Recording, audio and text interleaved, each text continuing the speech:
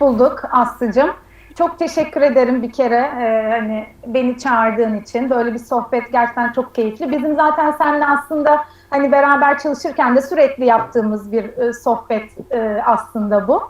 Ben kendimden şöyle bahsedeyim. Hani e, niye mimarlık dersem çok küçük yaşlardan beri gerçekten hani resme, sanata her zaman bir ilgi duydum.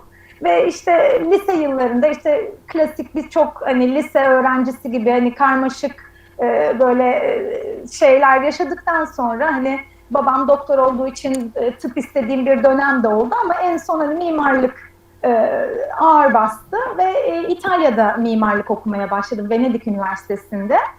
Ayrıca İtalya doğumlu olduğum için hani İtalya ile olan hani bağımız da hiç kopmadı. Hani ilkokul yaşlarında geldim Türkiye'ye. Sonra tekrar üniversite birinci sınıf için Venedik'e gitme imkanı buldum. O yüzden yani bu İtalya ile olan ilişkimin de mimarlık seçmemde büyük rol oynadığını düşünüyorum. Sen de İtalya'yı gayet iyi biliyorsun. Senle de kaç kere gittik. Yani orada gerçekten mimarlığa aşık olmamak gibi bir şey sanki olamaz diye düşünüyorum ben. Evet, bu noktada araya girmek istiyorum. Çünkü İtalya özellikle mimarlar için çok özel bir yer. Yani Kesinlikle. normalde hiç mimarlıkla ilişkisi olmayan bir kişi için bile hani çok anlam taşıyan bir yer. Yani yapılara hayran olursun, sokağa hayran olursun, havanın kokusuna hayran olursun. Ama ben hani hiçbir mimar düşünemiyorum ki İtalya'ya gitsin ve İtalya'ya hayran olmasın ve ikinci kez İtalya'ya gitmek istemesin. Yani böyle bir şey mümkün olmadığını düşünüyorum. Henüz hani, Kesinlikle. bir de tabii ben daha güzel dinleyeceğiz ama hani binalar, sokaklar bir yana insanlar da çok sıcakkanlı ve benziyoruz. Ayrıca gastro olarak yani yemek kültürü bizi çok Kesinlikle. cezbediyor. Tabii. Dolayısıyla her gittiğimde ben çok zor dönüyorum ama hani tekrar gidecek olmanın verdiği düşünce o motivasyonla işte gidiyor oluyoruz falan yani geri dönüyoruz. Öyle. Evet, Evet sen. evet, yani son bir senedir tabii hiç seyahat edememenin hani sıkıntısı gerçekten normal bir hayata döndüğümde yapmak istediğim ilk şey İtalya'ya gitmek gerçekten. Hani Tabii sen orada bir de orada yani yarı evimde İtalyan. hissediyorum ben. Evet. O yüzden Evet. yani şöyle orada benzerlik dedin. Gerçekten hani Türkler ve İtalyanlar aslında şey anlamında çok benzer ve benzer ırklarız. İşte Akdeniz iklimi vesaire. Ama onlarda ben mimarlık bağlamında hani söylemem gerekirse onlarda şöyle yerel değerlerine inanılmaz bağlılar ve koruma kültürleri var. Yani bir güzelliğin içine doğuyorlar. İşte bir kere Rönesans'ı yaşamış bir toplum tabii ki. Hani o apayrı bir şey. Ondan sonra o yüzden mimarlık anlamında e, yani cidden hani çok şanslı olduklarını düşünüyorum. Ve bizden farkları şu bence. Kendi değerlerine gerçekten sahip çıkıyorlar, onu koruyorlar. Bunun mimarlığa yansıması da işte demin söylediğim gibi bu koruma kültürlerini gerçekten çok sıkı bu kültüre tutunmaları ve bunu hep geliştirip sürekli bir yere götürmeleri aslında diye düşünüyorum. Bizde de çok büyük tarih var. Hani bizde de çok güzel şeyler var ama biz onu o kadar da hani korumayı bir şekilde başaramamışız diye düşünüyorum. Oradaki bende en hayranlık uyandıran şey o aslında. Yani hani bizde 10 sene önce aynı yerde çekilmiş bir fotoğrafınızın olması bile bazen hani zor olabiliyor. Onlarda atıyorum 50 yıl, 100 yıl, işte 200 yıl yani Evet. zaten hani inanılmaz bir şey. O anlamda hani ayrıştığımızı düşünüyorum ama sıcakkanlılık işte hani kültürler benziyor, insanlara olan yaklaşımlar benziyor, işte aile değerleri vesaire o anlamda benziyoruz gerçekten de. Mimarlık anlamında öyle bir farkımız olduğunu düşünüyorum. Koruma anlayışı yani diyebiliriz. Değil mi? Evet, evet. Yani burada çok değerli hocalarımız var, çok değerli çalışmalar yapan arkadaşlarımız var gerçekten hani koruma anlamında. Ama orada bu bir kültür. Yani bunu herkes de görebiliyorsunuz. Yani dolayısıyla işte sokaklarda yani işte herkes binasına, kafasına göre bir şey yapmıyor. Yani zaten onu denetlemenize de gerek yok. Çünkü kimse bunu zaten yapmayı düşünmüyor. Burada da hani kurallar var filan ama işte denetlemede sıkıntımız var ve zaten o derinde olan, o temelde olan o kültür olmadığı için zaten herkes kafasına göre bir şey işte yaşıyoruz. Hani mimarla mı yapmak yoksa herkes kendi kafası, herkes biraz mimar mı Türkiye'de? Hani orada öyle bir şey yok gerçekten. Yani çünkü zaten o kültürün içinde yaşadığı için öyle bir şey yapmak aklına gelmiyor. Bence aradaki en büyük fark o diye düşünüyorum. Evet. Evet, şimdi o zaman zaten İtalya'da doğup İtalya'da büyümenin getirdiği bir, yani o kültürü almış olmak var.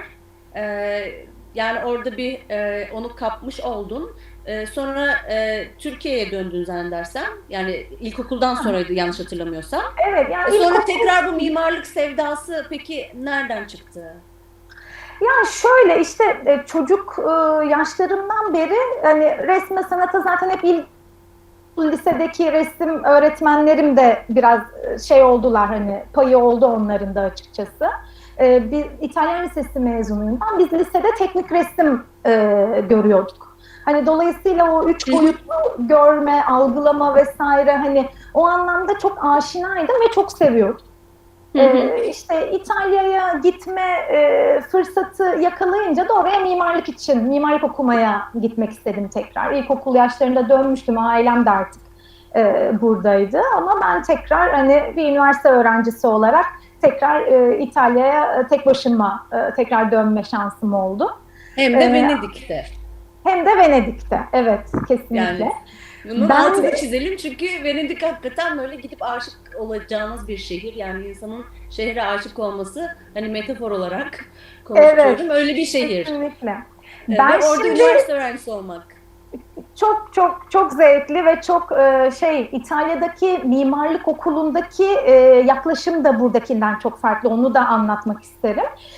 Ufak bir sunum hazırlamıştım. Yani arkada işte biraz Venedik Bienal görselleri vesaire. İzninle şimdi onu da paylaşmak isterim. Çok memnun oluruz. Hı hı. İnşallah teknik bir şeyimiz olmazsa, bir Evet, sorunumuz teknik olmazsa. sıkıntıyla başlayıp düzelip umuyorum. Sağ olsun Önder hocam da kayıt almaya çalışıyorum diye bana mesaj yazmış. Umuyorum Ha. bu benim şeyim onun sayesinde giderilir. İnşallah olur ama dediğim gibi ben demek ki bir daha geleceğim diyorum. Şu anda bizim senle de Bienal gezilerimiz oldu. Hani onları da biraz kattım. Özellikle seninle yapacağımız bu sohbet dolayısıyla. Çok özledik. Evet, yani Biennale gitmeyi çok özledik. Venedik'i gerçekten ben çok özledim. O yüzden hani sohbet ederken bir yandan hani katılımcılar birkaç tane Venedik fotoğrafıyla severler inşallah. Bir Öyle kısacık araya girmek istiyorum. Özellikle hani tasarım öğrencilerimiz için.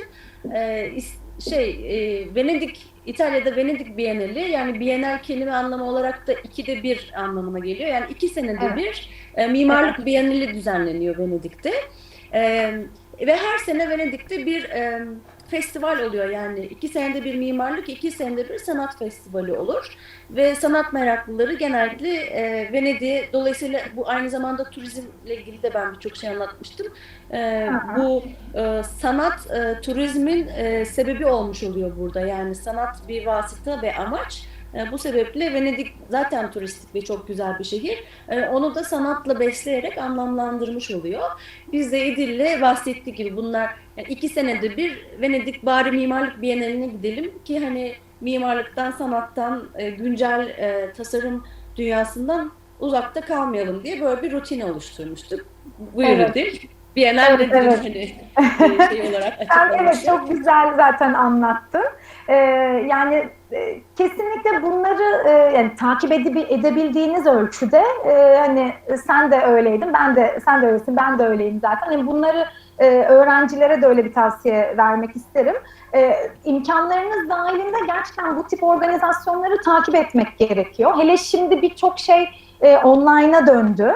Hani birçok şey var. Hani tabii Biennale'de orada olmak ve o şehrin havasını solumak falan çok farklı. Hani biz hani şanslıyız ki hani bunları takip edebiliyoruz. İtalya'da Biennaller dışında bir de hani Nisan'da tasarım fuarı olur. İşte tasarım haftası olur. Onu da Milano'daki fuarı diyorsun. Milano'daki, evet. Ve hani o da gerçekten hani benim sıklıkla takip etmeye çalıştığım bir organizasyon. O yüzden imkanı olanlara yani kesinlikle tavsiye ederim. Yenilikler ne oluyor? Dünyanın birçok yerinden firmalar katılıyor. Yani sadece İtalyan firmalar olmuyor ve gerçekten hani tasarım dünyasında o sene neler olacak? Onu orada çok rahat hissedebiliyorsunuz. Ve Bir bütün de tasarım şehirde de haftası, affedersiniz, bir de tasarım haftasından da bahsedebiliriz. evet, Yani tasarım haftasıyla zaten fuar aynı haftaya denk geliyor. Genelde Nisan'da, genelde değil her sene Nisan'da yapılıyor ama bu sene tabii ve geçen sene yapılamadı pandemi sebebiyle. Ondan sonra orada bütün şehirde birçok tasarımcının, mimarın, işte sanatçının filan birçok etkinliği oluyor. Birçok firmanın tasarım odaklı firmanın birçok etkinliği oluyor ve gerçekten hani o sene ne olacak hani neler bekliyor bizi orada o hafta orada olarak onları anlayabiliyorsunuz. O da çok keyifli. O yüzden hani imkanı olanlar için gerçekten tavsiye ederim. Hani Venedik hani Biennaller, sanat ve mimarlık biennalleri ve Milano'daki tasarım haftasını hani bu işlerle ilgilenmek istiyorsanız gerçekten İtalya özelinde çok iyi ya bir organizasyonlar de olduğunu zaten düşünüyorum. muhtemelen hani profesyonel olarak mimarlık, iç mimarlık yapmaya başladıklarında aslında esas o zaman bu tür imkanları kullanmak mümkün oluyor. Bizler de zaten öğrencilik zamanında pek böyle bir dünyadan Tabii, haberdar değildik. Ama tabii, şu anda tabii. hani bu tecrübeyi paylaşmış oluyoruz sizinle bir şekilde. Ben şimdi sana şunu sormak istiyorum. Bu özellikle bizim afişte de kullanmış olduğumuz İtalya'daki Venedik'teki mimarlık okulunun Carlos Scarpa.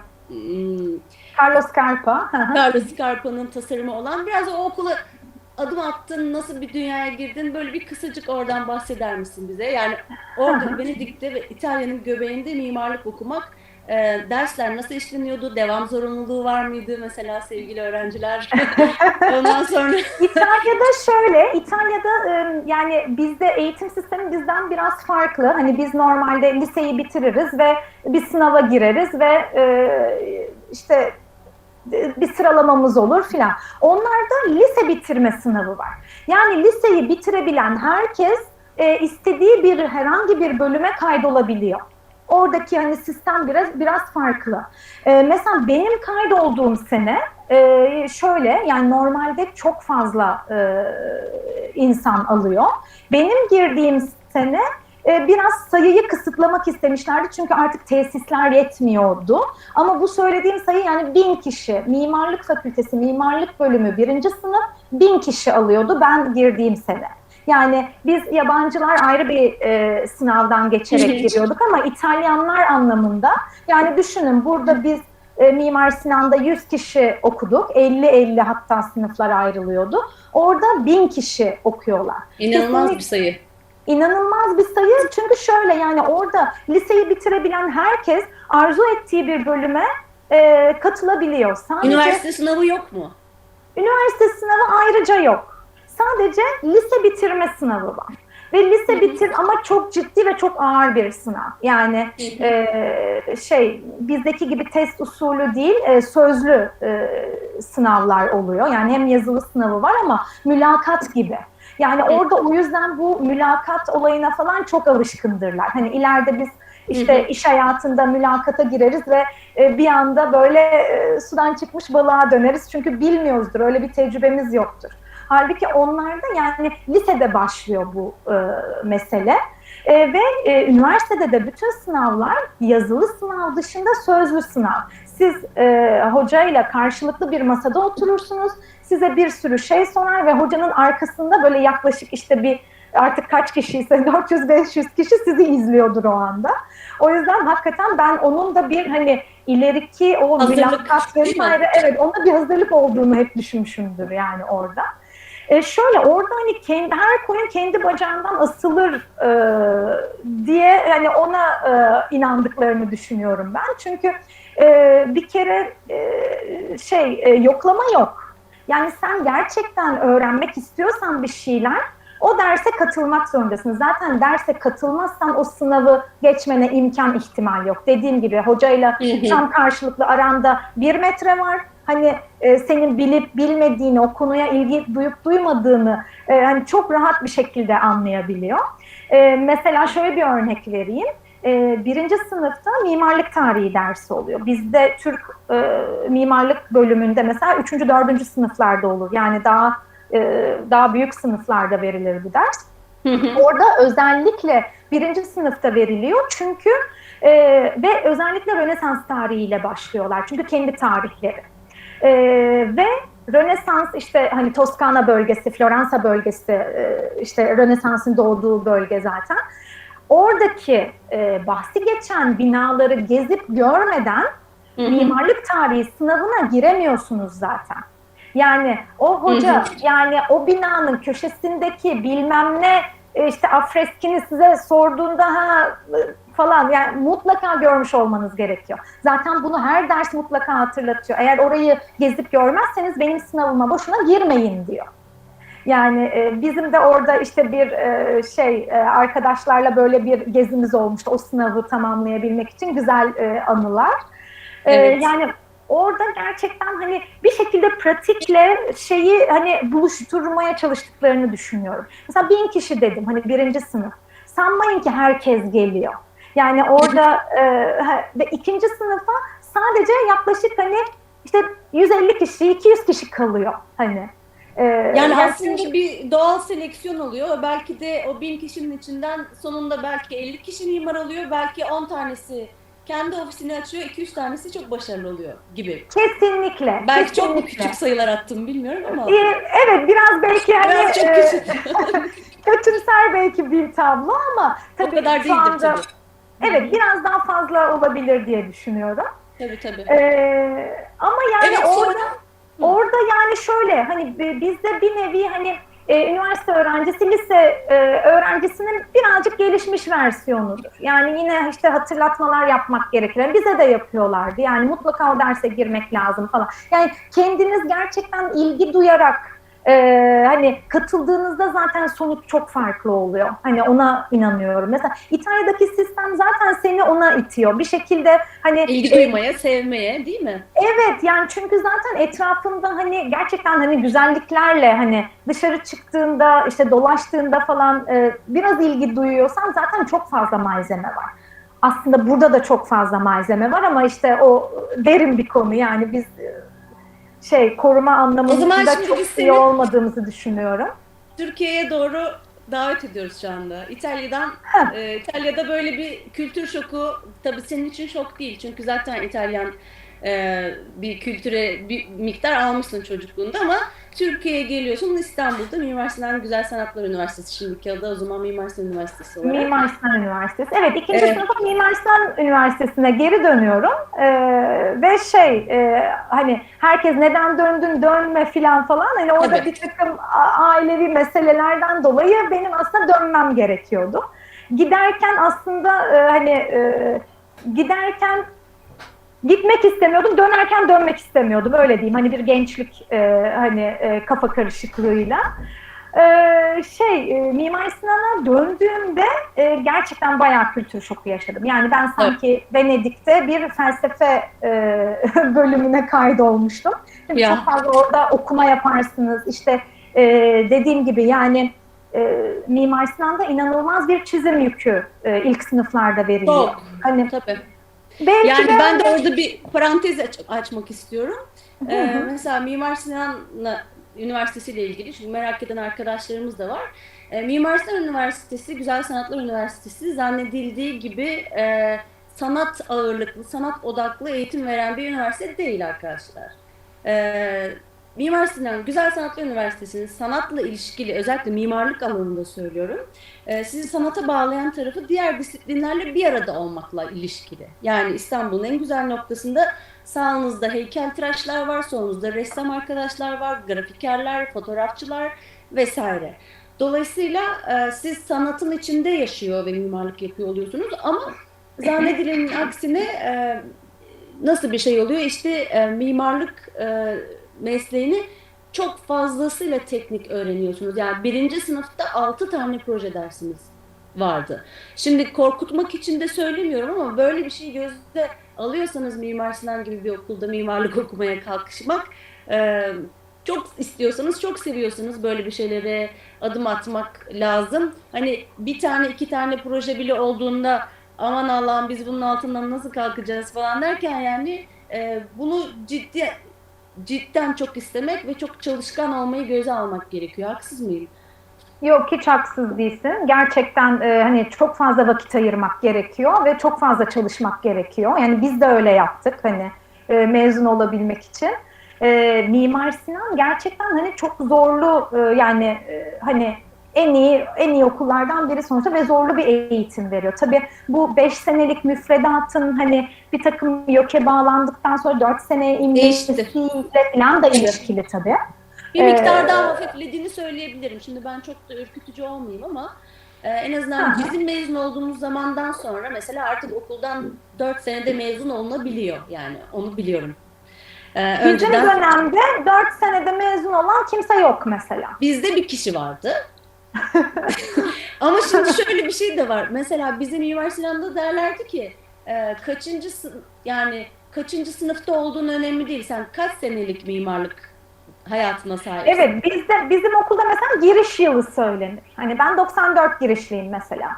Ama diğer okullarda mezuniyet yılı söylenir. Hani Üçüncü İTÜ'de, sınıftayım, dördüncü sınıftayım Yıldız'da. gibi. Ha, Yani tabii. aslında çok da önemli değilmiş. Ben onu da söylemek istiyorum. İşte aman beşte bitiremedim, altıda bitiremedim, yedide bitiremedim. Bunlar çok da önemli sene kayıpları olarak da düşünmemek lazım. Tamam hepimiz hayatta acele ediyoruz bir şeylere ama koştur Ben de koştur öyle düşünüyorum ama o zaman tabii öyle gelmiyor. gelmiyor. Sanki hani bir an önce onu bitirmeliymişim gibi. Gerçi biz artık o gerçeği kabul etmiştik hani Mimar Sinanlılar olarak öyle çok acele etsek de hani onun gerçekleşemeyeceği gerçeğiyle hani Tabii. artık barışmıştık yani. O yüzden ama gerçekten bence okul yıllarını şöyle yani uzatmak aslında bir şekilde orada tam bir sorumluluğun yok ya Aslı. Yani öğrenciyken. Yani gerçekten her şeyi hayal edebilirsin, işte her şeyi sorabilirsin. Yani mimar olduktan sonra sorumluluğun gerçeklerle yüzleşiyorsun. Ve aslında sistemdeki bence eksik de okul, yani sadece Mimar Sinan için söylemiyorum. Yani okul zaman yani teoriyle pratiği o kadar buluşturan bir eğitim sistemimiz yok. Yani aslında o boşluğu biraz doldurmak gerekiyor. Mesela işte zorunlu stajlar var ama Nasıl doldurmak lazım? Mümkün olduğunca yani profesyonel hayata biraz adım atmak gerekiyor, öyle değil mi? Okul bence tarafı. öyle ve yani tabii hocalar da profesyonel hayattan gelen de hocalar buna biraz destek olabilir. Hani bir akademisyen hocalarımız var, bir de profesyonel hayattan gelip yarı zamanlı işte proje dersi veren vesaire. Hani ki şu anda bildiğim kadarıyla bizim dönemimize göre daha fazla bu. Tabii. Mesela onlarla atıyorum işte belli şantiyelerini gidip sadece ziyaret etmek, sadece görmek, yani illaki onların yanında staj yapmak bütün sene boyunca anlamında söylemiyorum. Ben mesela tercihimi işte lise yıllarında da yapıyordum bunu. İtalyanca tercümanlık yaparak hani işte harçlığımı çıkarıyordum ve hani bütün gezilerimi falan kendim karşılıyordum. Çünkü yeni yerler görmek istiyordum. Yani Evet, o bir şeyi ben de hı hı, kendimden bir örnek vermek istiyorum. Ben de mesela her yaz çalıştım yani. hı hı, Dolayısıyla çalıştım. Yani ben bir şekilde fırsat bulup mimarlık bürolarında çalıştım. hı Belki çok hı, düşük ücretlerle çalıştım. Ama hı üniversiteye hı. adım attığımdan sonra hep harçlığım vardı. Yani çok kendi kazandığım bir parayla dediğim gibi bir şey biriktirip bir yere gideyim, gezeyim, göreyim. Yani o birazcık o tutku sana bunu yaptırıyor aslında. Yani bir yer daha göreyim. Kesinlikle. Yani Kesinlikle. Ben ben onu onu çok üstüme başıma bir önemsedim şey alayım mesela. için değildi yani o. Ben bunu şuraya yolculuk parası yaparım, bununla bilmem ne yaparım falan. Gayretle olacak bir şey. Yani e, Kesinlikle. Ve evet, şöyle yani mimarlık, sanat, tasarım hani bunlara biraz bulaşmış bir öğrenci hani zaten kendini neye ilgi duyuyorsa onunla beslemesi gerekiyor. Hani işte mimarlıkta gerçekten farklı şeyler görmek, farklı şehirler görmek, farklı yaşamlar tanımak. Yani bunun çok besleyici olduğunu düşünüyorum. Hani Evet, yani çünkü gerçekten hani bir görsel hafıza beyninizde bir şeyler hani depolanıyor aslında. Ve hani evet, yeni yaşamlarla tanışınca da biraz nasıl diyeyim bakış açın yani açın dar değil de daha geniş olabiliyor. Ve gerçekten bizim mesleğimizde de hani gerçekten geniş bir açın olması gerekiyor. Birçok konuyla ilgili olman gerekiyor. Yani bir evet. tasarım hani geldiğinde işte atıyorum sadece konut gelmeyecek. Yani konut hepimizin hani çok bildiği ama aslında en zorlu olan En zor, konulardan biridir. en Çok sıkıcı. çok özeldir Ya hani. sıkıcı derken yani en fazla zorluk katsayısı fazla olan aslında. Yani en Evet, sıkıntılı müşteriyle şeylerle hani birebir karşılaşmak. birebir o ilişkide en çok olduğun konudur ama hani hepimizin bir şekilde aşina olduğu bir konudur ama atıyorum bir sanat galerisi tasarımı yapacağın zaman falan yani gerçekten hani hiç sanat galerisi gezmediysen hani gezmen gerekir zaten. Hani o Evet. yüzden yani mutlaka başka şeylerle işte belki birileri edebiyatla hani ilgili işte oradaki bir takım tasvirlerle, mekan tasvirleriyle kafasında bir şey canlanacak. Hani yani birçok hani neye ilgi duyuluyorsa hani işte kültür, sanat vesaire onunla beslemek gerekiyor. Şimdi Yani bir biraz mimarın böyle böyle olması gerekiyor diye düşünüyorum. kesinlikle katılıyorum. Şeye doğru gelelim. Nedir o? Belki slide anlamında da hani bir sonraki e, Heh, profesyonel hayata gelelim. Yani üniversite bir şekilde e, hani oraya kadarki yolu. Şimdi peki mesela bunlar dönerken en çok bu bahsettiğin mimar olduktan sonra en çok ne tür projeler yapmayı seviyorsun? Yani ya da bir mimar hangi proje geldiğinde e, memnun olur, tatmin olur diyeyim sana. Çok zor soru. ya, evet, evet. Hiç beklemiyordum Aslı Doğan bu Ya soruyu. öyle sürprizler, Ya sürprizlerle doluyorsun. şöyle diyeyim ben aslında hani mezun olur olmaz iç mekan yapan bir yere girip çalışmaya başladım. E, Hani o ölçeklerden hani sonra kentsel tasarım, kent mobilyası, peyzaj yani böyle çok daha büyük ölçeklere doğru gittim. Aslında hepsini bir şekilde deneyimlemiş oldum ve hani 2009, 2008, 2009 itibariyle aslında hani tekrar iç mekan ölçeğine geri döndüm diyeyim. Bir dakika O ara bölebilir miyim? Çok kısa. tabii tabii. Sen zaten oradan devam edeceksin muhtemelen de. İç mezun olduktan sonra sürekli karşılaşmışsındır. İç mimar mısın? Bir de dış mimar mısın lafıyla. Yani şöyle ilk İç zamanlarda mi dış uzun mı? uzun uzun uzun evet Bu anlatıyordum bir soruya cevap. buna bir aydınlatma senden bekliyorum. İç mimar Evet. mısın, dış mimar mısın? Ben şu anda hani gerçekten karşımdaki eğer anlamayacağını düşündüğüm biri ise dış mimarım diyorum. Ondan sonra ama iç mekanda yapıyoruz diyorum. Ama Evet. daha Ama gençken gerçeği hani daha gençken şöyle anlatıyordum. Aslında dış mimarlık diye bir şey yok. Yani ben evet, mimarım. evet, Mimar hem binayı tasarlar hem aslında çevreyi de tasarlar ve aynı zamanda o binayı aslında iç mekanını düşünerek tasarlar diye uzun uzun anlatıyordum. İç mimarlık aslında hani bir uzmanlık alanıdır gibi evet. çok uzun anlatmaya çalışıyordum. Hı hı. Ama seneler içinde gördüm ki hani bazen bu biraz vakit kaybı Bayağı bir süre oldu. yılmadın ama bundan değil mi? Tabii tabii çok uzun Evet, seneler gerçekten bunu anlattım. Çünkü şöyle insanlar hani bir binanın sadece bir dış kabuk olarak galiba tasarlandığını zannediyor. Yani bravo. hani Evet. yani zannediyorum öyle. Hı Hani hı. ya da Türkiye'de öyle. Hani şimdi düşünüyorum mesela İtalya'da hiç bunu soran biri oldu mu? Öyle bir İç mi kavram dış mı? iç mi dış mı hiç öyle bir soruyla Çünkü neden orada karşılaşmadım. hani interior design ya da İtalyanca'da nasıl iç mekan tasarımcısına verilen belki başka bir isim. İngilizce'de Şey interior designer ya da Evet, İtalyanlar da hani bir İngilizce terimi kullanırlar. hı hı. İşte arredo interno derler veya interior design. Onlar da bazı kelimeleri öyle o şekilde direkt İngilizceden aldıkları nadir kelimelerden. Hı hı. O yüzden hani mimar mısın? Mimarım. Yani hangi alanda çalışıyorsun? En fazla öyle bir soru gelebilir. Hı Hani hı. Anlatabiliyor muyum? Yani ben iç mekan konusunda uzmanlaştım. İç mekan işleri yapıyorum. Veya işte bina tasarlıyorum. İşte ne bileyim büyük ölçekli işte kamu yapıları tasarlıyorum filan gibi. Hani herkes ne yapıyorsa onu o şekilde açıklıyor hani orada. Ama E, mimar bir kişinin iç mimar mimarın iç mimardan farklarından bir tanesi imza yetkisinin olması. Aynen öyle. Aynen öyle. Biz hani Yani binayı hani tasarlıyoruz. İç mekanını da düşünerek yani tasarlıyoruz. proje Ve müellifi sonra olabiliyorsun. proje müellifi olabiliyorum. Evet, aynen öyle. Şu anda bildiğim kadarıyla iç mimarlıkla ilgili de bazı yasal düzenlemeler üzerinde çalışılıyor diye biliyorum. Bazı dernekler falan kuruldu. Hı hı. İç mimarlar arasında. Ama hani ne aşamada falan tam şey yapmadım. Hani tam takip etmedim.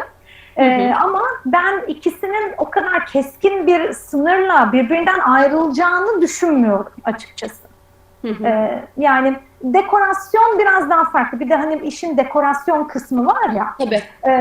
Hani onda tamam hani bir mimarın tasarladığı bir mekanla mesela bir dekoratörün tasarladığı bir mekan arasında genelde farklar oluyor. Biz hani çok hani sade ve fonksiyonelliğe önem veririz. Hani e, daha hani o kadar şatafatta bir müşteriniz öyleyse onlar ayrı konular yani hani müşteri Evet. olmayınca talep olmayınca mimarlığın olmaması durumu falan hani onları geçiyorum ama hani kendi tarzım anlamında söyleyecek olursam ama hani bir dekoratör yani hani çok daha şaşalı çok daha hani cavcaklı bir şey yapabiliyor oluyor. Hani Hı o hı. ben değilim öyle diyeyim aslında. Evet. Onu biraz daha uzmanlaşmış bir alana ayırmak gibi bir şey. Peki mesela şu Evet. anda görsellerde dönen fotoğraflar birlikte Evet. gerçekleştirdiğimiz işlerden bazıları var burada. Evet. Şu Dekare anda mimar. Maltepe evet projesi dönüyor. Bu Şimdi Maltepe'de bir aile apartmanı, kentsel dönüşüm olarak yaptığımız bir işti. E, ve mesela ben mesela şöyle bir şey kendim yani cevabını bilmediğimden değil de aldığım sorulardan birisi hani belki konuşmak iyi olur burada. Bir mimar hem bir kentsel dönüşüm projesi burada görüyorum.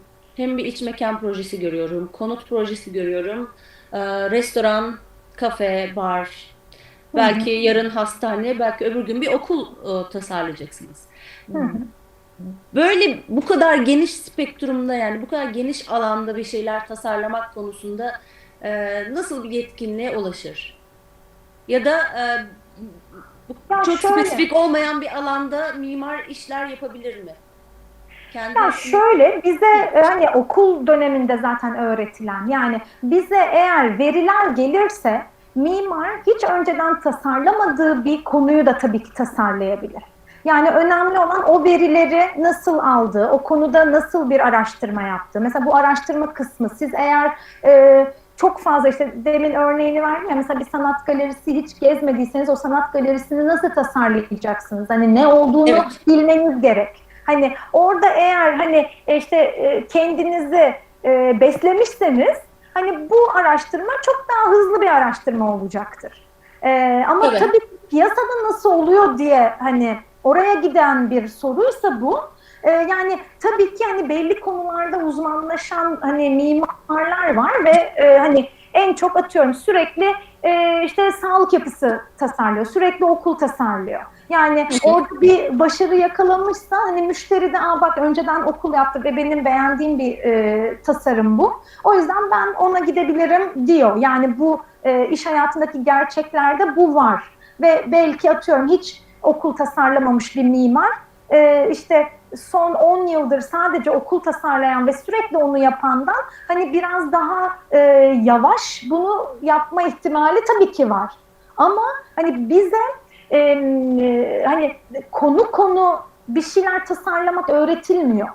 Nasıl tasarım yapılır o öğretiliyor okulda. Yani dolayısıyla siz doğru verileri aldığınızda zaten konu ne olursa olsun doğru soruları sorarsanız hani müşteriyle hani doğru talepleri doğru anlarsanız hani sonuç üründe mutlaka tatmin edici olacaktır. diye düşünüyorum. Yani o Teşekkürler. yüzden öyle bir sınırlama olmamalı diye düşünüyorum hani. Gayet tatmin edici bir cevap. Sık karşılaşılan var ya hani sık sorulanlar da Tabii tabii. Ya bir de birisi olarak. orada hani bir kısır döngü olayı var ya, yani nasıl hani ilk okuldan çıktığımızda hani birçok ilana bakardık ve hepsinde tecrübe istenirdi. Yani şimdi öğrenci arkadaşlar da belki hani aynı şeyi yaşayacaklar hani.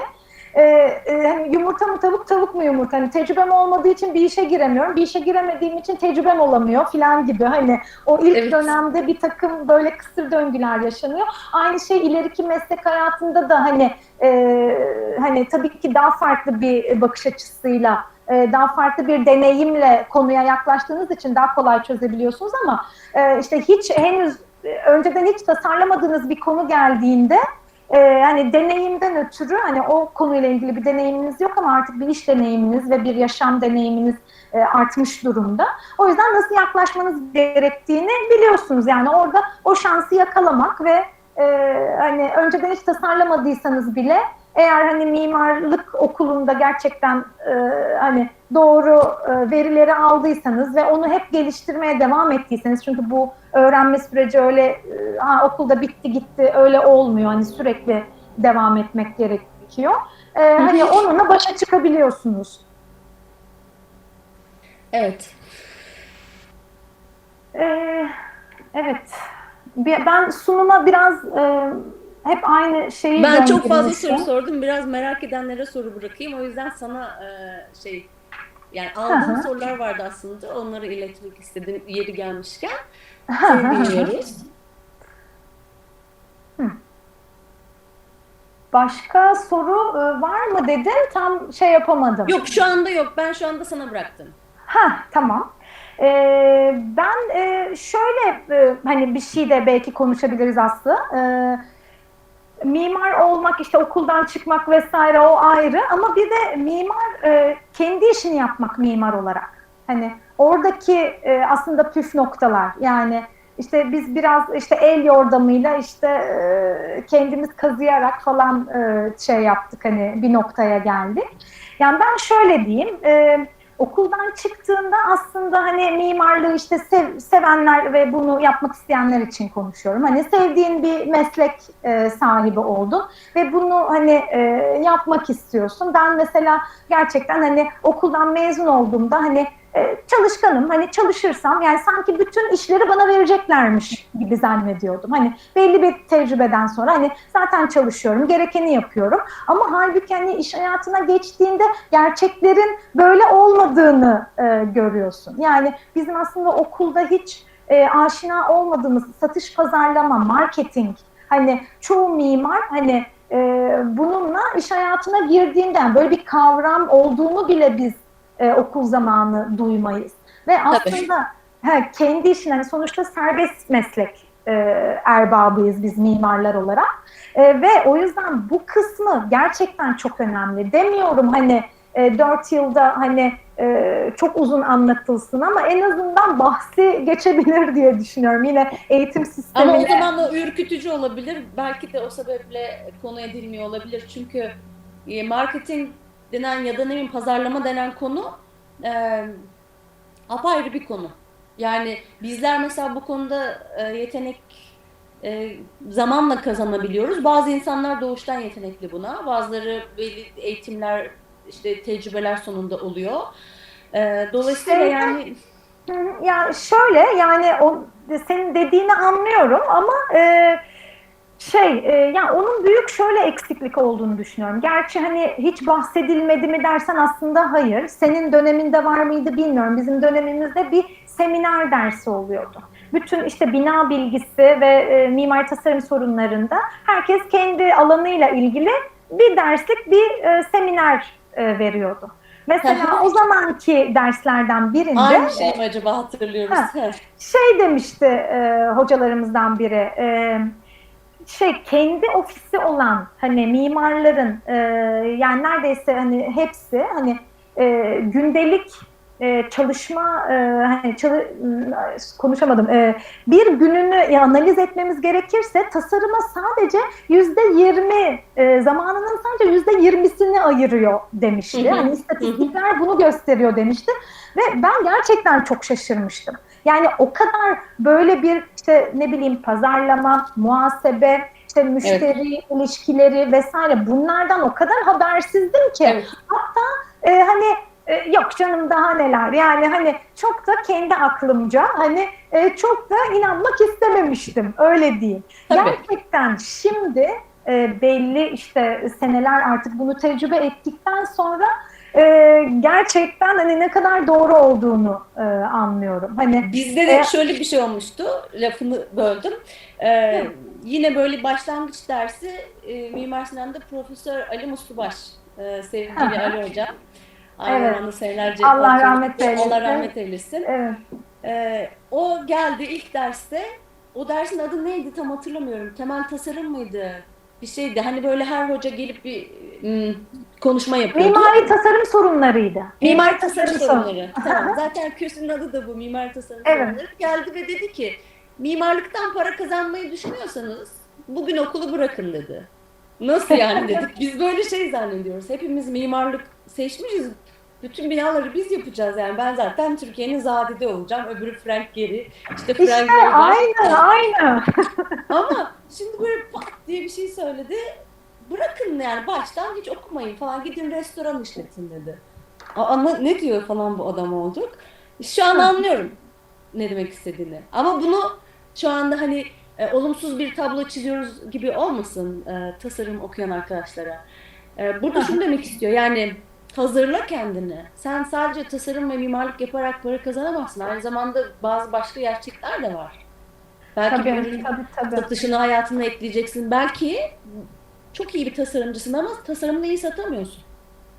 Ya tabii ya ilişkiler hani insanlarla iyi iletişim içinde değilsen hani bizde halen referans usulü ve tanıdık hani usulü bir takım hani şeyler devam ediyor. Yani tabii. Çok pardon. Bir de iletişim sıfır yani bizim maalesef yani kültürel bir problem var yani bizim ülkede diyeyim. Yani insanlar birbiriyle iletişmek konusunda ciddi yani yaşıyoruz gündelik hayatımızda da yaşıyoruz bir sürü insanlarla olan ilişkilerimizde yaşıyoruz. Yani kendini ifade etmek, edememek, etmekten alıkoymak. Yani o çevreyi yarattıysanız ama etkin kullanamıyorsan bile hani o çevreyi yarattın tamam. İşte ailenden öyle böyle kendin çok girişkensin falan ama etkin kullanamıyorsan hani işini gerçekten yani o çevreni kullanarak ancak hani kendi ofis sahibi olan mimarlar anlamında konuşuyorum. Hani ben şu anda o tecrübeyi yaşadığım için onu aktarabiliyorum. Hani kurumsal hayatta yani gerçekten kurumsal firmalarda çalışan mimar arkadaşlarımız belki çok daha farklı problemlerden bahsedecekler. Yani bunu hani problem demeyeyim de yani işin püf noktası bu. Yani gerçekten hani iletişim ve ilişkilerin bu kadar önemli olduğunu ben okurken veya daha yeni mezunken gerçekten hiç anlamamışım mesela. Bunu artık içine girip de yaşamaya başladıktan sonra gördüm. Çünkü hani şu anda tabii global dünya değişiyor, dijitalleşme var. İşte pandemide zaten birçok şey çok hızlı bir şekilde işte dijital dünyaya geçildi vesaire. Ama yine de hani ben ne denir mesela mimarlar için ve kendi ofisini açmış mimarlar için konuşuyorum. Yani kimse sizi internetten bulup yapmıyor. Yani çok büyük bir firma değilseniz. Hani. Ya da bir tabela attığında tabelana bakıp da kapını çalan kimse olmayacak. Kesinlikle. Ama yani mutlaka sizi deneyimlemiş, hani sizinle çalışmış birinden hani duymuş olan insanlar geliyor. Bu sosyal medya veya işte web sitesi vesaire, bu ne oluyor?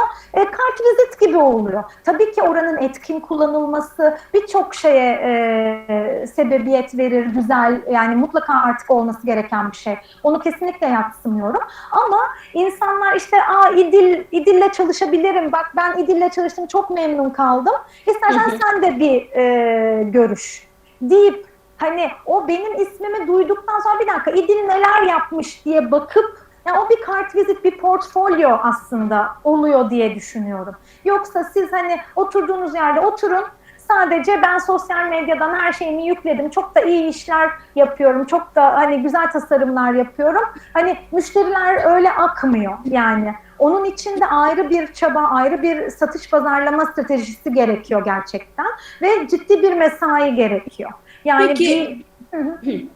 pardon ben yine. Yok yok, gir. Yani sadece satış pazarlama konusu hani çok son zamanlarda da çok kafamı meşgul Evet. eden hani ve çok vakit ayırdığım bir konu olduğu için Ya biz söyledim. aslında şu anda çok konuşuruz yani bunları da.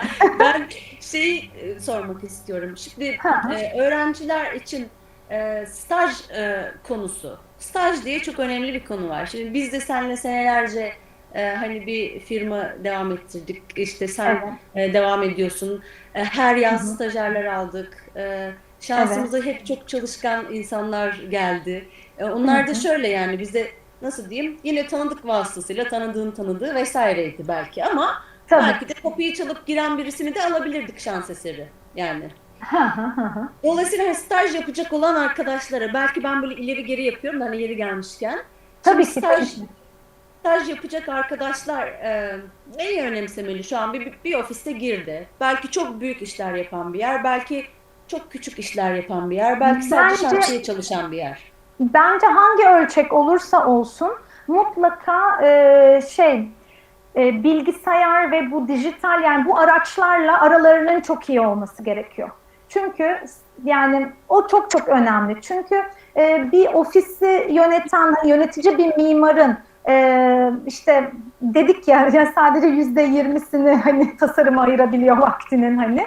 Evet, Gerçekten çizim ve desteğine, hani bilgisayar, hani birçok yapılacak şey anlamında o desteğe ihtiyaç oluyor diye düşünüyorum. Mesela hani bir fikir var ortada, eskizle bir plan çizdiniz, onu hemen dijital ortama aktarabilecek, onun işte belki SketchUp'ta hani hızlı bir modelini yapabilecek, orada o modeli yaparken hemen burada bir sorun çıkıyor, burada ölçüler tutmuyor vesaire. Tabii o artık hani tecrübeniz arttıkça hani olacak bir şey, ama bilgisayar araçlarını bence bir stajyerin iyi kullanması. Yani ben hiçbirini kullanmıyorum ama yine de staj yapmak istiyorum.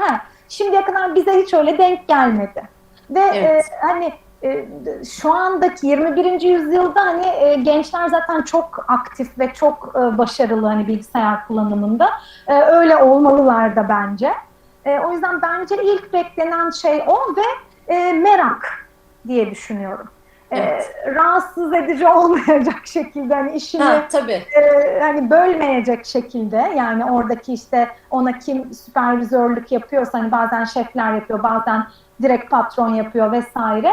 Hani onun işini çok sekteye uğratmayacak şekilde ama o mesleğe karşı o merakı olduğunu göstermeli bence. Hani o Evet, yüzden tabii hani bize gelen okul stajyerler bir hali de tamam hem çok çalışkanlar da aynı zamanda biz de çalışan insanların kıymetini çok iyi bildiğimizden tabii ki tabii. bence yani orada Evet, tevazu şimdi gösteremeyeceğim. orada kendimizi biraz hani anlatıyorum. Hatta orada biraz olsun o kadar. Çünkü bu şudur biraz da hani gayret gösteren insana bence bunun bir karşılığı olmalı yani bir ödülü olmalı. Yani ben şu an sana fazla bir Evet, şey vermek istiyorsam bunun karşılığında bir güzellik görmek isterim değil mi? Dolayısıyla hani onun gibi o bizim tabii için tabii. orada hem kendi bir şey öğrenmek için çabalıyor hem senin için çabalıyor. O zaman sen de bir şey vermek istiyorsun kendinden ve İdil sağ olsun harika bir kontak ağı kurduk biz. Ve Hı bize hı. staja gelen arkadaşlara sen anlat. Evet, ya o tabii çok güzel bir şey oldu ve halen hani beraber çalıştığımız bir arkadaşımız. Aramızda mı bilmiyorum, İpek burada mı? Değil Görmüyorum. herhalde. Ama şu anda bize E, bayağı böyle Rusya'dan, İtalya'dan falan bağlananlar var. Burada bir tane mimar adayı var Tarık Eriş. konuşmanın sonunda vakit kalırsa sohbete katılmasını istiyorum. Çünkü Belarus'a gitti mimarlık okumaya. Nefis. Ya evet. Öyle Çok bir güzel. takım profesörler var aramızda görüyorum. Gerçekten ben şimdi maalesef teknik Ben bir görüyorum sebepten dolayı bit- katılanları tam göremiyorum. bitirdikten sonra şey yapacağım. Burada kalırlarsa hala Evet. vakitleri Ya uyarsa. İPE'ye hani dönmemiz gerekirse yani şöyle orada bir İtalya'daki büyük bir ofis Fuksas'la bir kontağımız vardı. İşte Bakü'de bir projemiz olmuştu. Onlarla bir kontak sağlamıştık vesaire. Ve stajyerimizi sonra Roma'ya gönderdik, İtalya'ya. Ve gerçekten hani çok güzel çok iyi bir şekilde hani değerlendirdi fırsatını. İşte Evet. normalde Erasmus programı sadece öğrenciler için değil, yeni mezunlar için de Erasmus programı var. Bir kere bunları mutlaka araştırsın öğrenci arkadaşlar. Yani gerçekten Avrupa Birliği'nin öyle enteresan şeyleri çıkıyor ki mesela İPEK'te hani böyle bir şey olduğunu, böyle bir imkan olduğunu Avrupa Birliği'nin işte Erasmus programıyla ve hani o kontağı biz sağladık ve çok güzel bir tecrübesi oldu. Orada yaklaşık bir Evet. sene zannediyorum şey yaptı ve sonra hatta biraz daha kaldı. O yüzden onun meslek hayatında çok çalışkan, çok sevdiğimiz bir arkadaşımız bu arada. Onun meslek hayatına bu şekilde girmesi yani çok büyük bir şans Şans. bence onun Tabii için. hayatta şans Evet. diye bir şey de var ama şansı Evet. oluşturan da çoğunlukla Evet. Yani tabii o hocalarımız. kendi de bu fırsatı kullanmayı çok iyi bildi. Yani o yüzden hani tebrik ediyorum. Hakikaten çok çok sevgilerimi yolluyorum buradan. Aynen. Evet Didil. Vakitimiz daralmakta ama freeyiz aslında Evet. bir bakıma da. Hani çok sıkışıktı ama yavaş yavaş hani sen kendi programına devam et. Ben aralara Aha. girerek belki bazılarını zaten tıklatmış Ee, oldum. Evet yani bir aslında hani aşağı yukarı ana başlıklardan genel olarak bahsettik. Ama hani öğrenci arkadaşlara en son ne diyebiliriz? Zaten İpek'ten de oraya hani kaydı konu. Hani gerçekten bu üniversite yıllarının değerini bir kere çok iyi bilsinler. Eğer bu mesleği yapmak istiyorlarsa şu anda en özgür oldukları dönem. Yani merak etsinler ve hani bir kere kendi iç seslerini de dinlemeyi bilsinler. Yani bu tabii Türkiye'nin şartları, şimdi ben biraz böyle bir ütopyadan bahseder gibi bahsediyorum. Hani Türkiye'nin şartlarında işte üniversite mezunu olmak, herhangi bir iş bulmak için bile mutlaka gerekli olan bir kriter olarak görünüyor. İtalya ile olan fark da mesela en önemli farklardan biri de bu. Şimdi de değinmişken. Orada ara elemana çok önem veriliyor. Yani dolayısıyla ne demiştik hani 1000 kişi yazılıyor birinci sınıfa mimarlığa ama ikinci sene sadece 200 kişi kalıyor. Neden? Çünkü onlar ara eleman olarak da İtalya'nın şu anki ekonomik durumu filan işte global kriz falan onları bir kenara atıyorum hani şu anda onlar da çok büyük bir ekonomik krizdeler Evet. bütün dünya gibi. Ama genel olarak ara elemana önem verdikleri ve hani buna yatırım yaptıkları için artık hani yani gençler illaki üniversite okuyacağım değil de gerçekten ben ne istiyorum? Gerçekten neyi seviyorum? Ne de başarılı olabilirim? Yani bunu ölçebiliyorlar diye düşünüyorum. Hani bizlerden farkları biraz da o. Hani bizim dönemimizde de böyleydi. Hani biz bir şekilde şanslı olduk. Hani sen de çok sevdiğin bir mesleği yapıyorsun. Ben de öyle. Evet. Zorluklarını yaşamıyor değiliz tabii. Çok zorluklar yaşıyoruz biz de. Tabii. Ama işte Türkiye ile İtalya arasındaki fark o. Yani gerçekten neyi sevdiğinizi arayın ve bulun onu. Yani ben şimdi bir yere kaydoldum ve buradan mutlaka mezun olmak zorundayım. Annem babam böyle istiyor falan. Hani gerçekten bunlardan kurtulun diye derim yani en büyük tavsiyem. Ve hiçbir klişeleşmiş lafa da yapmayın, itibar etmeyin. Yani sen işte ikinci sınıfta daha bilmem neleri daha yapmadın. O yüzden senden geçmiş boş ver bunu devam etme falan. Hiçbir Hiç öyle bir klişe şey yok. lafa yani hiçbir şekilde bunlara itibar etmesinler derim. Yani gerçekten bu mesleği seviyorlarsa zorlu bir yol olduğunu Evet. yapmak zorundayım, söylemek zorundayım.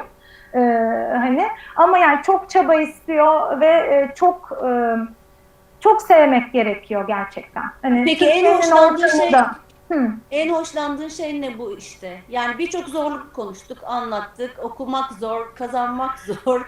Evet. İşte ne bileyim ülke şartları zor. Peki nedir Ben hala bu tutan? gerçekleşme anını çok seviyorum. Ha, Yani bir şey gerçekten hani iç mekan ölçeğinde çalıştığım için hani kağıtta kalmayıp gerçekleşen e, hani o proje gerçeğe döndüğü zaman o beni çok mutlu ediyor. Küçücük bir şey de olabilir. Yani hı ne hı. bileyim bir mutfağın bazen köşesini yaptığımız da oldu hani dönem Tabii. dönem. İlla ki Kapı kolu çok büyük yaptığımız da oldu. metrekareler olmak zorunda değil. Vida tasarladığımız da oldu. Evet, Çünkü evet, tasarım öyle bir şey. Yani bizim bakışımıza göre en azından belki akademiden bize birazcık bu hani geçmiş bir şey de olabilir ama evet. e, e, küçük bir İnce şey de yap. detayını düşünmek gerçekten hani 1/1 o gerçekten oraya konulduğunda nasıl olacak hani ve onu orada görmek ve hani kullanıcıyla buluştuğunu görmek yani beni en mutlu eden an o gerçekten de. Ben de mesela bir şey eklemek istiyorum. Beni çok mutlu eden başka bir anda bir işi almaya çalışırken o işi aldın haberi. Bir Ha an işi evet aldın evet haberi. ona katılıyorum ona O çok katılıyorum. mutlu edici bir şey. Ama tabii aldığın haberi çok mutlu edici ama hani final bir mutluluk değil. Final mutluluk Edil'in dediği gibi işin gerçekleştiği anı görmek final mutluluk. Evet Çünkü o bazen süreç çok o zorlu bir süreç süreç, çok yıpratıcı bir kesinlikle. süreç. Dolayısıyla hani tamam bazen süreç yani yolculuk da güzeldir hani. Evet Ama evet. ama Ama o şey yolculuğun yani bazı şeyler kağıtta kalmayıp da çünkü her aldığınız işte hani gerçekleşmeyebiliyor. Evet onu bir iş olarak almış oluyorsun. evet. Projesini çizmiş oluyorsun. Ama sonra mesela gerçekleşmeyebiliyor. Hani o kısmı ayrı zevkli. Hani ona hiçbir şey demiyorum. Ama hani sanki bir yarım kalmışlık gibi bazen bir hissiyat veriyor bana.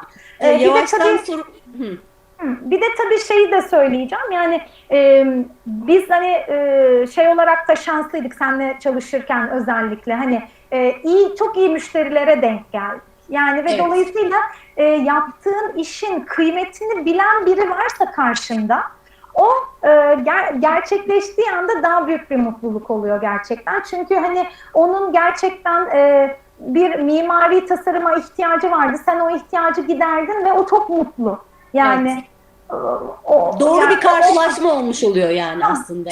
aynen İhtiyacı öyle. olan, vermek isteyen şey yerine yani nasıl diyeyim yerine oturuyor yani taşlar, dişler birbirine geçiyor ve çark dönmeye Kesinlikle. başlıyor gibi bir benzetmek Kesinlikle. yapabiliriz. Kesinlikle. Evet. Şimdi sorular alabiliriz varsa sevgili katılımcılar. Genel olarak görüntüleriniz kapalı. Bir Tuğba Hanım sizin görüntünüz açık. Görüyoruz buradan bir yandan bir iş yapıyorsunuz gibi. Değil mi? Evet.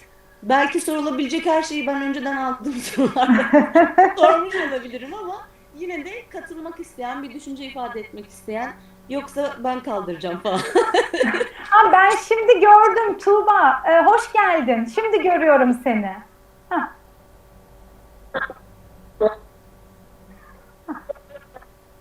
evet. Ses biraz Sesi kısık galiba. Tuğba Hanım sizin sesiniz kısık sanırım. Kısmını mı kaçırdım acaba? İtalya'da yaşam kısmı ama geri kalan kısmı da gerçekten çok güzel, çok bilinçli. Harikaydı. teşekkürler Tuğba'cığım. Sağ ol katıldığın için. İtalya'da yaşamı daha çok konuşmak isteriz aslında da bak Gerçekten sesim. yani soru varsa İdil'i konuşturalım. Hazır bulmuşuz burada. Yarı İtalyano. Gerçekten teşekkür ediyorum. Başarılar diliyorum size. Çok teşekkürler canım. Evet, ses biraz uzaktan Olur, bir geliyor. dahaki sefere inşallah. Tamam, tamam. Çok teşekkürler.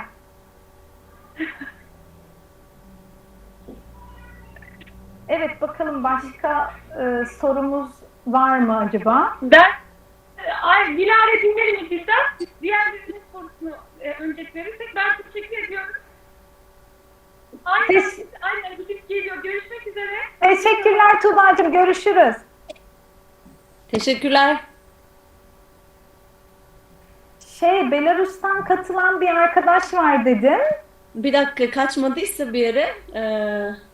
Tarık Eriş, sana sesleniyorum. Tarık Bey burada mı? Tarık Bey, umarım bir ses verirsiniz. Kendisi bize bazı işlerimizde yardımcı da olmuştu. Sonra da mimarlık okumaya karar verdi. Hiç alakası yokken bir başka bir şey okuyordu. Ay, hastaymış. Doğru, hasta olmuştu o. Belarus'ta hastalık mı kapmıştın? Şey mi? Çok geçmiş olsun. Covid mi oldun yoksa? Sesin çok kötü. Ha. -35 derece hava. Olsun, Oo. neyse. Burada görmek de güzeldi Tarık. Çok sağ ol.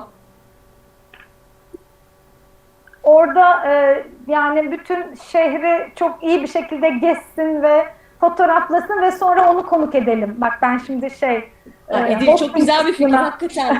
Ben de çok merak geçtim. ediyorum. Bu Beyaz Rusya, işte Belarus vesaire, bir sonrakine inşallah demiş o da Evet, sen bize oranın belki bir anlatımı yaparsın. Bir mimarlık öğrencisi gözünden Belarus falan diye. Doğru söylüyorum değil mi? Bu arada Belarus'taydın herhalde. Tamam, olsun. Hı hı. Evet, Evet, bizim yani sevgili öğrenciler, sizlerin var mı? Çok detaylı cevaplar oluşturacak anlatımlar yapıldığı için sorunuz olmamış olabilir. Ben biz birbirimize soru sorabiliriz ama.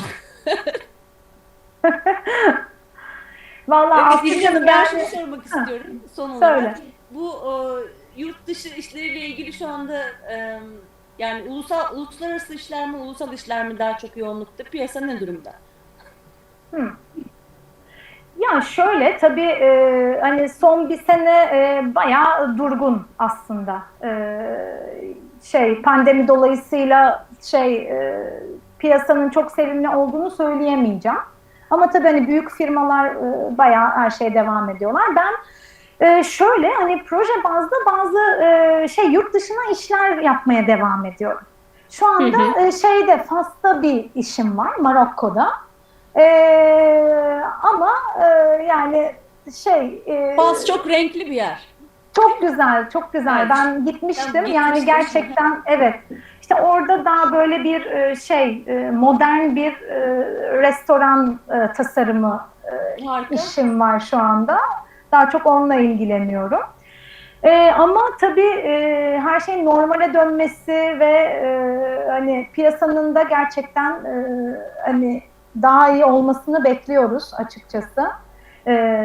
Gerçi bu dijitalleşme, uzaktan projelerin yapılması işi işte yurt dışına bizlerin de daha kolay açılabilmesine sebep de oldu. Yani önceden de hep bu teknolojiler vardı ama şu anda artık çok daha kolay. Yani Sifas'taki biri ben ne de olsa online bütün görüşmelerimi yapabiliyorum diyebiliyor Evet. işin doğrusu. Hani Şimdi o zaman bundan sonrası uzaktan online şantiye kontrolü gibi bir konu belki gündeme gelecek. O da nasıl olur? tabii evet o Göreceğiz. çok kolay olmuyor ama evet hani videolarla işte fotoğraflarla vesaire Ya hani da yine atacağız kendimizi sahaların içine.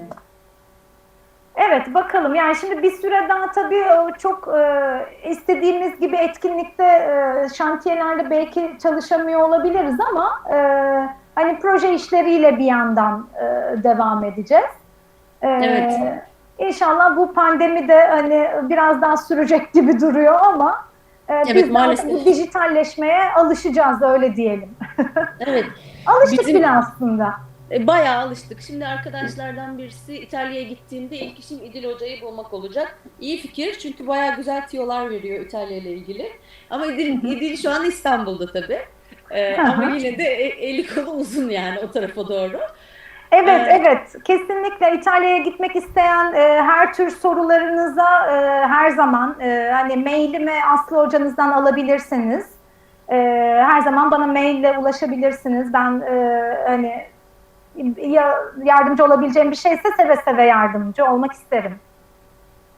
İdil, Tuğba Beleş isimli bir arkadaşımız var. O demiş ki kendi ofisinizi açtığınız zaman ilk müşterinizi nasıl aldınız acaba? Kapıdan ilk giren müşterinin heyecanı nasıldı? Kapıdan girmek tabii Yani ya da ilk evet. aldığınız. Ha. Ya şöyle yani aslında halen de biraz öyle devam ediyor. referansla, yani tanıdıkla oluyor maalesef bu işler. Yani bizim ölçeğimizde, iç mekan ölçeğinde konuşuyorum tabii ki. Çok büyük kamu yapılarında falan çok farklı işte ihaleler vesaire, hani başka dinamikler var. Valla şimdi düşünüyorum, ilk Ben de müşteri düşünüyorum. çok uzağa Ama bir gitmem dakika, gerek. sen bizim birlikteliğimizden önce senin Duka da var yani. Sen Duka. Tabii, aynen öyle. O yüzden oralara gidiyorum. İlk Arnavutköy'de bir Ha, arkadaşımın evini yaptım ilk ha, mesela. Tanıdıklıkla, evet. yani çok yakın bir arkadaşımın evini yaptım. Dolayısıyla gerçekten çok zevkli. Tanıdıkla, arkadaşla çalışmak da ayrı bir keyif aslında. Hani Evet. kolaylıkları var, zorlukları var. Evet. Ondan sonra o yüzden hani çok şimdi çok geriye gönderdi beni bu arkadaş. Evet. Evet, Ama güzel bir çok heyecanlı yani. heyecanlı olunuyor gerçekten. Hani o zaman hani tecrübe ettikçe bazı şeyler daha hızlı oluyor. Ama o ilk baştaki o amatör keyfi ben hiçbir zaman kaybetmediğimi düşünüyorum. O zaten o amatör, o ruh biraz kalıyor diye düşünüyorum. Yani, Güzel. O heyecanın kalıcı olması bence iyi bir şey. Ayakta tutan bir şey yani. kesinlikle. Yoksa hep motomot aynı işleri yapmak, hani sürekli hani o belki bizi o kadar tatmin etmeyebilirdi Aslı diye düşünüyorum. Bir soru daha var. Sevgili Cennet Ural. Türkiye'de mimari olarak eksik gördüğünüz bir şey var mıdır? Veya geliştirilmesi gereken? Çok ciddi bir soru. Yani şöyle başta hani İtalya Türkiye ekseninde hani başta da söylemiştim, yani koruma. Yani bizim hani çok gerçekten çok başarılı mimarlarımız var. Uluslararası platformlarda gerçekten çok başarılıyız. Ama yani koruma anlamında gerçekten elimizdekini daha iyi korumalıyız. Yani kesinlikle hani restorasyon vesaire bu alanlarda e, çok daha fazla iş olmalı diye düşünüyorum. Hı hı. Yani orada da biraz temel bir eğitim gerekiyor aslında. Hani sadece mimarlar değil de gerçekten bu işin, çünkü orada mal sahibi de bir takım prosedürler de buna engel oluyor. Yani işte eskiden işte aile evi olarak işte sonradan kentsel sit ilan edilmiş bir yerde vesaire. Hani o evi yapamıyor. Yani restorasyonunu yaptırsa inanılmaz bir maliyet. Evet. Yani yani çok farklı dinamikler var. Yani sadece mimara iş düşmüyor. Yani mimari olarak eksik görmek derken hani bir tarafı mimari, bir tarafı bir takım prosedürlerin geliştirilmesi, bir tarafı kültür. Yani esas yani bu son zamanlarda aklıma takılan eksik olarak gördüğüm konulardan biri bu açıkçası. Evet, katılıyorum. Yani aslında konu mimaride bir eksiklik varmış gibi görünse de ülkedeki kültür işte ne bileyim belki hani cehaletle olan savaş bilgi düzeyi, e, işte insan hakları falan hani oralara kadar Tabii, gider. Çünkü tabii. bilim, sanat, çünkü mimarlık aynı zamanda hem bilimdir, hem sanattır, hem sosyoloji vardır içinde, hem psikoloji vardır, hem felsefe vardır. Yani genel bir Tabii. kültürde iyileşme olacak ki, eğitimde genel bir iyileşme olacak ki, o da mimarlığa yansıyacak. Çünkü şu an herkes mimar zaten. Şu an Tabii elinizi kime çattınız? Mimar çok yani. fazla mimarlık okulu var ve gerçekten çok fazla Mimarlık okumayan da mezun. mimar ya, ben esas oraya gönderme yapıyorum. Ha, o zaten Türkiye'nin hani gerçekten Herkes evet. mimar yani. Tamam, Tabii, herkes tabii. mimar. Ya herkes İnşaat doktor sektörü, değildir ama. Hı, tabii herkes doktordur da aslında, bakma hani. doğru, o da var, doğru. O da var yani hani. Mimarlık ve doktorluk zaten biraz öyle yani. Yok annem söyledi bunu alırsam Tabii iyileşirim canım, falan komşu gibi. bu ilacı verdilerle gidiyor. Ama insan hayatını etkileyen meslekler, doktorluk da, mimarlık da, yani ne bileyim diş hekimliği, veterinerlik, yani hayatı etkileyen konular. Zaten Amerika'da Evet, bunlar hani professional neye görüyordu? Yani işte özellikli meslekler yani. 5 tane böyle tabii. meslek var bildiğim. Mimarlık da onlardan birisi. Ebru Balkan, depremlerdeki olumsuzluklarda bir mimarın payı sizce nedir? Mimarın payı, depremlerdeki olumsuzluklarda, yani şöyle orada bir denetim meselesi var. Hani mimarın payını düşünmek, yani şöyle, hani mimarın hani iyi bir statik partneri hani olması gerekiyor ki hani doğru bir proje ortaya çıksın. Ama gerçekten hani şu anda hani denetimler falan da hani oldukça yapılıyor diye düşünüyorum. Yani bu geçmişe dönersek hani birçok hata yapılmış. Ama bundan sonra hani işte o denetimi sıkı tutmak gerekiyor diye düşünüyorum. Yani Evet. projesine uygun, işte doğru bir bir mimarın doğru bir koordinasyonunda, işte statik, mekanik, elektrik, yani doğru bir proje ortaya çıkarsa zaten hani bütün bu deprem verileri vesaire hani her şey gözetilerek zaten bu projeler yapılıyor. Yani mimarın payı o olumsuzlukta hani orada çıkmıyor, ama sonra uygulamalarda hani denetim yapılmazsa ve gerçekten projesine uygun bir takım uygulamalar olmazsa bence orada esas problem var. Ama bu bence geçmişe göre sanırım bir yol aldık diye Aynı düşünüyorum. evet. Yani yapı denetim meselesinin hakkıyla uygulanması gerçekleşiyorsa, özellikle depremden sonra Evet. yapılan yapılarda, yani depremden sonra yapılan yapılardan bildiğim kadarıyla hiçbirisi bugüne kadarki depremlerde yıkılmadı. Yani zaten bugüne kadar 2000'den sonra olmuş olan çok ciddi deprem yok. Bir İzmir var, Erzincan var ama değil mi? Ya orada da Erzincan'da işte gibi. hani projesine uygun yapılmamış 2000 diye öncesi zaten tabii çıkan binalar denetlenmemiş. yıkıma uğradı. Sanırım hani 2000'den sonraki yani yeni yönetmelikle yapılmış olup yıkılan İzmir depreminde galiba var. Ama orada da işte hikayesi anlatılmıştı. Şimdi Ha, doğru yanlış var. olmasın. Var doğru. Ben de yanlış bir şey söylüyor muyum? Evet, orada vardı öyle bir şey. Yani orada sonuçta e, yapı denetim firmalarının gerçekten işlerini hani doğru yapması konusu bence çok önem kazanıyor. Yani o yapı denetimde de sonuçta mimar arkadaşlar var, Ya bir inşaat de biz mühendisi de kalkıp arkadaşlar var. statikçinin projesini sonuna kadar denetlemek zorundayız. Çünkü bir bakmışsınız ki statikçi belediyeye başka bir proje. Yaşadığımız bir şey çünkü. Evet, evet, yani kesinlikle mimar hani orkestra şefi gibi. Yani Yani ve bakmak zorundasın. Hiçbir şey gözünden kaçamaz yani. Statikçi gitmiş. Bizim kesinlikle. mimar projenin arkasına başka bir binanın statik projesini koymuş. O anda gözünden kaçtı mı gitti. Ama o bir Evet. yerde tabii Ay, Aslı ayılıyor çok biz. komik bir anıya götürdüm beni, gerçekten o anı hatırlıyorum hani. Evet. Açıp da bir dakika, bu bizim proje Proje değil değil ama ki. falan. Adam gitmiş kendi başka planın statiğini koymuş yani içine gibi. Neyse, Evet. orada böyle son anda dönmüştük Kurtardık hani, durumu. hatadan kurtarmıştık ama Sürekli işte dikkat. hiç bir an hani gözünüzü kapamayacaksınız, Ya evet yani kimse yani. mükemmel olamaz ama mimarlık mükemmeliyet gerektiren bir meslek. Kesinlikle, yani Yani sürekli doktorluk da dikkat, öyledir evet. yani şey Tabii, bırakamazsın yani hastayı kestiğinde içeride bıçak bırakamazsın, öyle bir dünya yok. tabii, tabii, Mimarlık tabii. mesleği, bir dakika. Peki kendi ofisini açmak isteyenler için ilk başta ne kadarlık bir yatırımdan bahsetmeliyiz? En çok bütçe ayırdığınız şey neydi? Ya şöyle bir şey gibi düşünmeyin. Ben bir gün bir ofis açmaya kalktım. Hop, bir para koydum, anahtarını aldım, kiraladım, girdim. Yani bu bir ofis açmak öyle bir şey değil. Yani zaten hani öyle yapanlar hani hata etmiş olurlar diye düşünüyorum. Yani e, nasıl diyeyim, şimdi bunlar hani şu günkü bütçeyi konuşmak falan, onlar tabii çok çok detay yani, ama şunu söyleyebilirim yani siz belki hani kendi işini yapmak isteyen, belki mutlaka bir süre zaten başka bir yerlerde çalışıp mutlaka tecrübe edinmeli.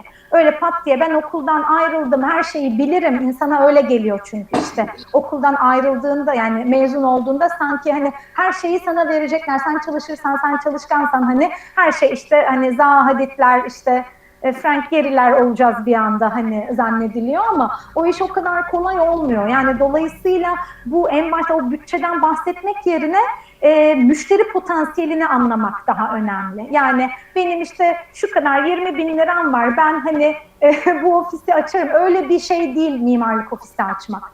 Gerçekten sizin çevreden bahsettik, ilişkilerden bahsettik, birçok konudan anlamak gerekiyor dedik ya. Yani bu da onlardan biri. O potansiyeli görüyorsanız, Yani belki bir yerde çalışırken orada işte ne bileyim ustalar tanıyacaksınız, işte kimler iş yapıyor, hangi malzemeler var, işte müşterilerle hani bir şekilde o ilişkiyi kurabiliyor musunuz?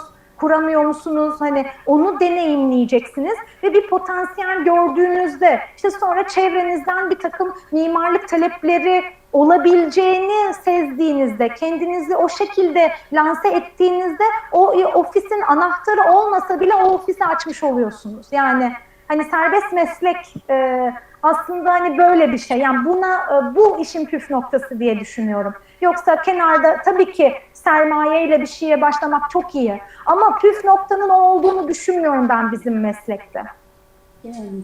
Yani ama mutlaka bir hesap kitap yapmak olursa hani bir ofis kiralamak, işte ne bileyim Ofis eleman kiralamak, çalıştırmak, işte bilgisayar, vergi yükümlülükleri, işte sabit tabii. masraf olan şeyler. Sabit giderler. Yani tabii şu anda ofis anlamında da çok farklı seçenekler var. Biliyorsun coworking alanlar başladı. Boncuk, Evet, Boncuk özlemiş geldi. seni. Evet, beni özlemiş. Yani şu anda çok büyük bir bütçeye ihtiyaç olmadan da bir ofisiniz olabiliyor artık. Yani bu işte sanal ofisler var vesaire, hani araştırabilir arkadaşlar.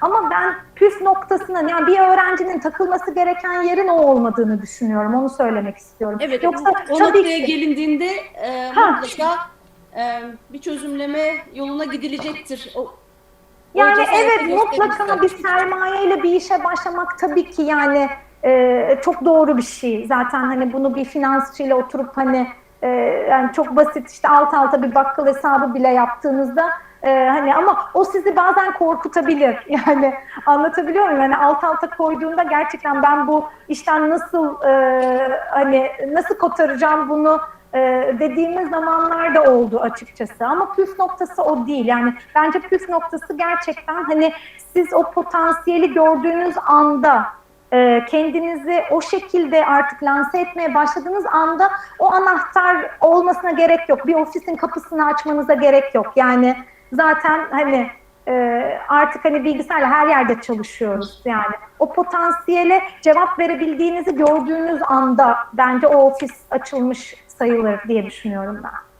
Çok güzel. Bence yani bayağı danışmanlık tadında yeni bir iş açabiliriz.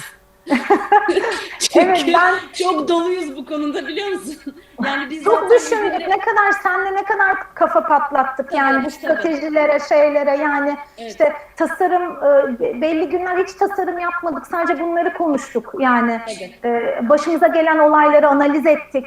Geriye döndük, baktık nerede hata Evet. yaptık. Bunu bir sonraki işte böyle değil, böyle yapalım dedik. Ya Yani da daha iyileştirmek için nasıl bir yollar izleyebilirizler oldu. tabii, tabii, tabii, tabii. Evet İdil, çok O bir süreç. teşekkürler. Yani gerçekten hem seni çok özlemişim. Ay ben de, O ben anlamda de. iyi oldu. Çok Hem de teşekkür ederim. çok yani bence çok verimli bir sohbet oldu. Bundan sonra hani belki işte Uşak Üniversitesi çatısı altında olur veya olmaz, biz yine devam ederiz diye düşünüyorum. Tecrübeler veya fikirler ya da tartışmalar ya da arayışlarla ilgili Kesinlikle, sohbetlere hep kesinlikle. yaptığımız şey zaten YouTube kanalında da var. Biz bazı mekansal mimari şeyler anlattığımız bazı şeylerimiz, hikayelerimiz oluyor. Evet, Aslı Hocam da teşekkür etti sana şimdi. Aslı Hocam çok ben teşekkür ederim gerçekten. Aslıcığım sana da, diğer Aslı Hocama da. Dilek tut, iki Aslı'nın arasında. Araya girmeyeyim diye yazmayayım dedim ama gerçekten çok keyifli, çok akıcı, çok da bilgilendiriciydi. Kendim ve öğrencilerim adına çok teşekkür ederim. Umarım tekrar görüşmek nasip olur. Farklı konularda, yine aynı konuda, hiç fark etmez. Çok keyif aldık. Memnuniyetle, ben de çok keyif aldım. Bir hatamız olduysa kusura bakmayın. Ben çok tecrübeli değilim hani çok iyiydi. ekran karşısında. Ama ben de çok zevk aldım gerçekten. Evet, evet. Umarım bir tanışmak da nasip olur. İnşallah, inşallah. Evet, sizi bekliyoruz ziyaretinize topraklarımıza. geleceğim zaten ilk fırsatta. Bak ben sürekli tanıtım yapıyorum zaten. Uşak Kültür Elçisi oldum şu anda. Aslı hocam gezdirsin sizi.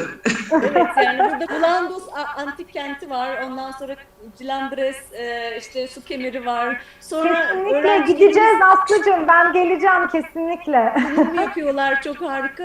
Antik işte Sardes harabeleri var yakında. İşte Denizli var vesaire. Gerçekten gelmeye değer bir yer.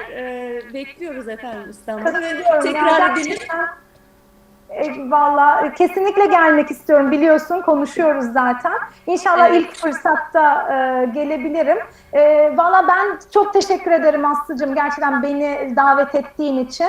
Ben Benim o için kadar de işin çok gücün keyifli arasında oldu. vakit ayırdın. Yok İtalyan Liseliler Derneği toplantılarındır, yok projelerdir, yok şantiyelerdir falan. Biz teşekkür ederiz. Ben teşekkür ederim. İnşallah eğer kayıtla ilgili de bir sıkıntı olduysa vesaire Bu tekrarlarız. ben tekrarlamaya şeyim, hani gönüllüyüm. Çok teşekkür Daha iyi bir ediyorum. toplantı olur. Biz zaten tekrarlarız yani. Değil mi? Öyle bir şeyimiz olmaz. Tabii aynen, biz zaten her zaman konuştuğumuz konular aslında, biliyorsun, hani dipsiz kuyu, hani girdiğimizde Kuyu. çıkamadığımız bazı Çıkamazsın. konular, hani bunlar. Her zaman yani birazcık ışık olabildiysek hani öğrencilere ne mutlu bize. Her zaman da hani bana sormak istedikleri bir şey olursa, İtalya'ya gidecek olan vesaire başka konularda, hani işte mimarlıkla ilgili, ben her zaman buradayım.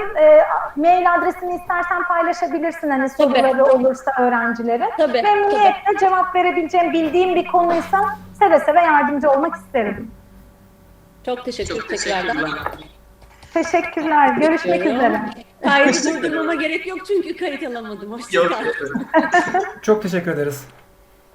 Teşekkürler. Sağ olun.